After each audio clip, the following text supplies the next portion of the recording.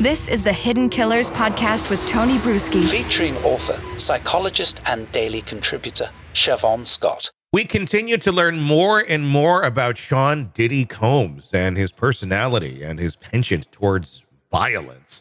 Something I think a lot of us have been, somewhat surprised by, and I guess putting even more meaning behind the moniker Bad Boy, as in Bad Boy Records. Shavaun Scott, psychotherapist and author, joining us. We just recently heard accusations from a Vibe magazine editor of threats of violence if he did not change, if she did not change the cover to a magazine in about 1997, going as far as not only threatening violence, but actually going into the Vibe magazine's office and taking a server out.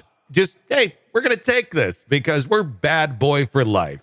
What's your thoughts on these new accusations and how they play into the storyline of what we're understanding about him? Just bizarre how entitled, violent, controlling, dominating. It's an extremely pathological person going back years and years and years.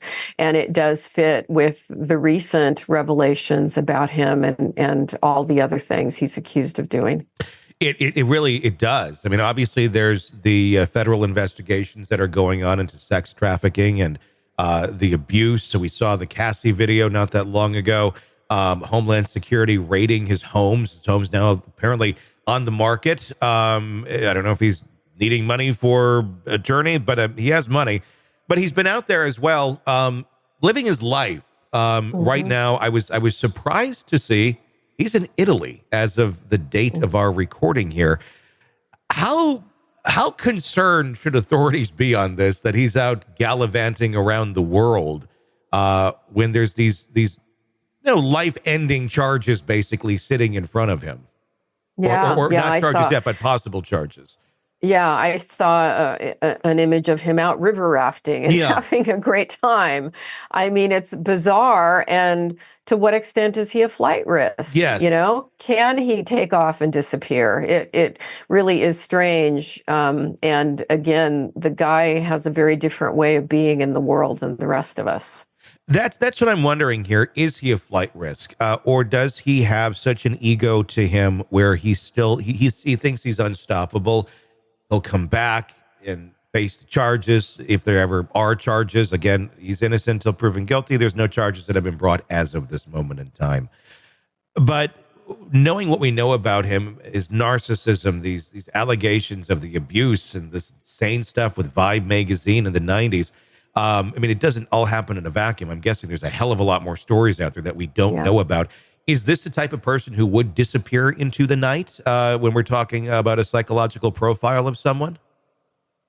I can certainly say it wouldn't surprise me if he gave it a try. I don't know how successful he would be, but yeah, he does feel like he can get away with anything. And he's gotten away with so much for so long. Has reality hit him yet? We can't really say we see evidence of that. Mm-hmm. Yeah, that's what I'm trying to play here in my mind of, is he going to just disappear one day and then suddenly we can't get Diddy? Right. It's very very bizarre, and the level of entitlement it seems that he certainly seems to think he has. Going back to the magazine, really just shocking. Going in there and taking that server and then faxing an apology over. The next day after telling the editor she's going to end up dead in the trunk of a car. In the trunk. Yeah. Yeah. Yeah. Yeah. And I always go back to the kind of people that become celebrities in this culture is, oh my gosh.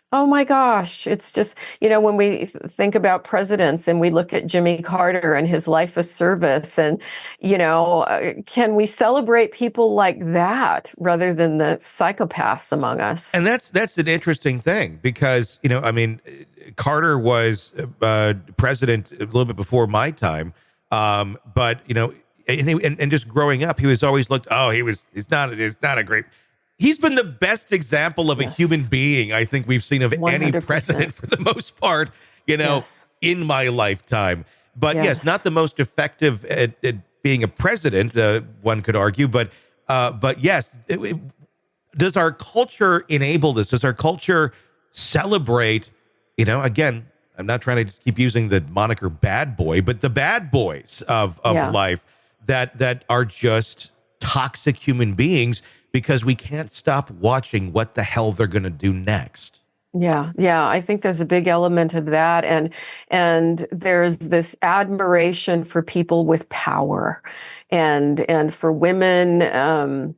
I mean, we could cite example after example of women who are not terrific role models in any way, but they get all the press. And that's, I think, a reflection of us that's unfortunate. Yeah, it's the train wreck thing. We all like watching the train. I mean, look at Gypsy Rose. Look at all things like, it's like train wreck. This person needs help, but we can't stop watching.